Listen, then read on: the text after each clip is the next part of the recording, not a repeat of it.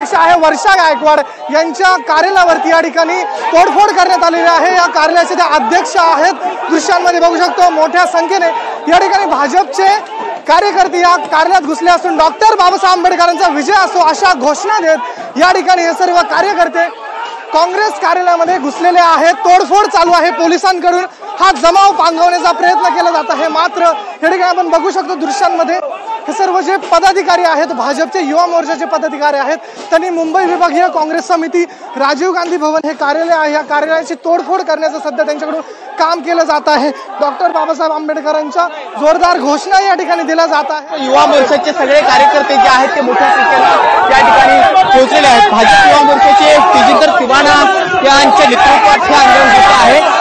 तेजिंदर जी आपण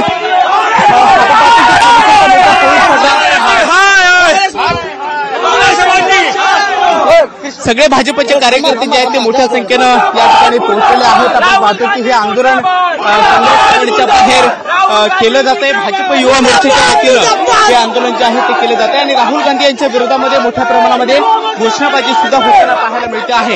एकीकडे डॉक्टर बाबासाहेब आंबेडकर यांच्याबद्दल अमित शहा यांनी जी काही टिप्पणी केलेली होती त्यावरून इंडिया आघाडी पूर्णपणे आक्रमक झालेली होती आणि देशभरामध्ये वेगवेगळ्या पद्धतीने आंदोलन केले। कांग्रेस ने हमेशा ही संविधान का अपमान किया है, देश में अपमान लगाकर और बाबा साहब अम्बेडकर को चुनाव हराकर नेहरू जी ने बाबा साहब अम्बेडकर जी ने इस्तीफा दिया तो उनका अपमान किया। कांग्रेस पार्टी हमेशा ही अम्बेडकर जी का अपमान करती है। कांग्रेस पार्टी हमेशा ही बाबा साहेब अम्बेडकर जी का अपमान करती है और लोगों को गुमराह करके संविधान का अपमान करती है।